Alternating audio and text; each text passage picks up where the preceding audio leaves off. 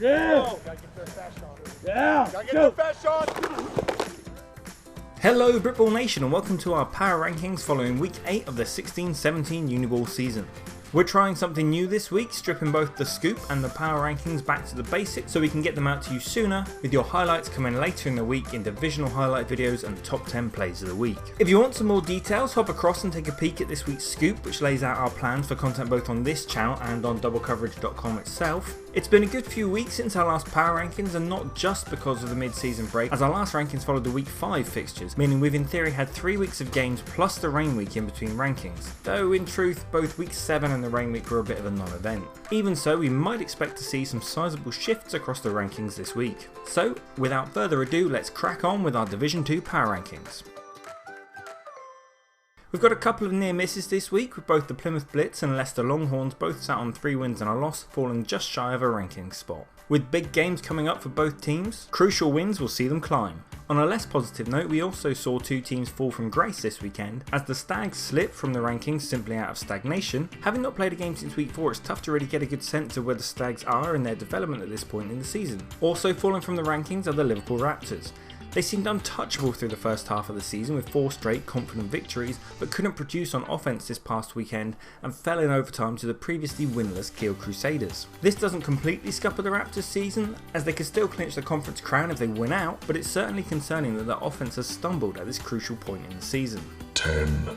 Bangor cling on to a ranking spot, just barely, as we believe there's a fair chance they're actually the most talented team in their conference, but their loss against Leeds and now the Raptors' trip up against Kiel means the Mud Dogs will be reliant on others if they want a shot at Division 1 balling next year. That said, they can still make a splash in the postseason so long as they can finish the year with the victories we feel they're capable of. 9. The Vipers rise back up into the rankings despite actually losing at the weekend. They held the lead over the conference leading Chargers through most of Sunday's fixture with a 6-0 margin at the half before finally falling to a 12-6 loss. It's certainly not a bad start to your Uniball life, losing your first game more than halfway through your season, and the Vipers are definitely set to be a long-time contender amongst the capital's Uniball teams if they can build on the form they've shown so far this year. 8.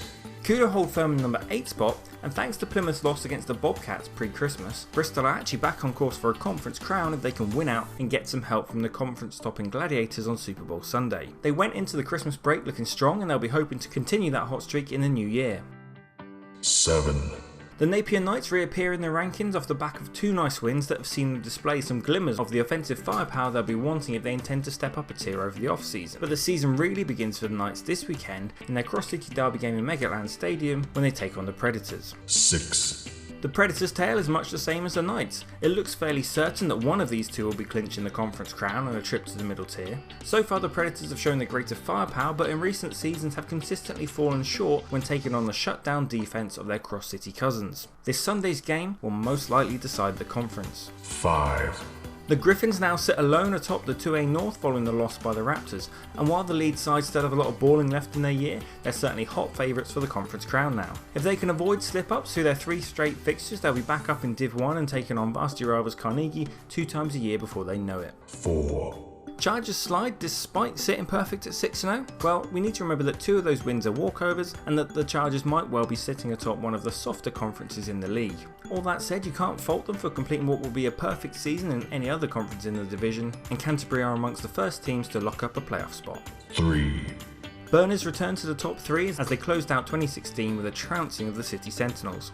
Week 10 against the Stags will likely make or break Brunel's season, but they've shown enough offensive potential that hopefully they can avoid choking at the crucial moment, much as they did last year. 2. The Glads are locked in at the number 2 spot, but their season won't likely be completely decided until week 12 when they take on the Barracuda in a clash that is fairly likely to decide the conference. First, however, they need to take a trip down to Cornwall and best the Blitz team that held the edge over them last year. It's all still to play for in the 2A Southwest. 1. And in number 1, Coventry stays steady at the top of the rankings. They've got 3 busy weeks ahead of them, but neither Nemesis nor DMU seem much of a threat, if they can even put rosters together for the games, which at the moment is looking a little sketchy for the Nemesis at least. Will the Longhorns, who have battled their way into the number 2 spot in the conference, be able to ground the Jets this season? We'll find out in week 10. And that's that, our top 10 teams in Division 2. But what are your thoughts, Nation? Do you agree with our selections? Are there any that made the list that didn't deserve it, or perhaps should have been included that weren't? We really want to know your thoughts, so get in touch. Obviously you can see we've really cut these videos back, and while we're running about a day behind schedule this week, this new format should mean we're able to get content out to you 5 days a week on both YouTube and doublecoverage.com. We're as new to this as you are, so we'd really appreciate your feedback on how you think this is working. Remember, if you like this video, go give it a thumbs up on YouTube. We really can't stress enough how much that helps us out. And if you haven't subscribed already, get to it. As we say, we're looking to do updates each and every weekday moving forward, so you don't want to miss out. Division 1 and Premiership power rankings are on their way, but in the meantime, you know it. Play hard, play safe, and go and learn more about how our content going forward is going to work over at this week's Scoop.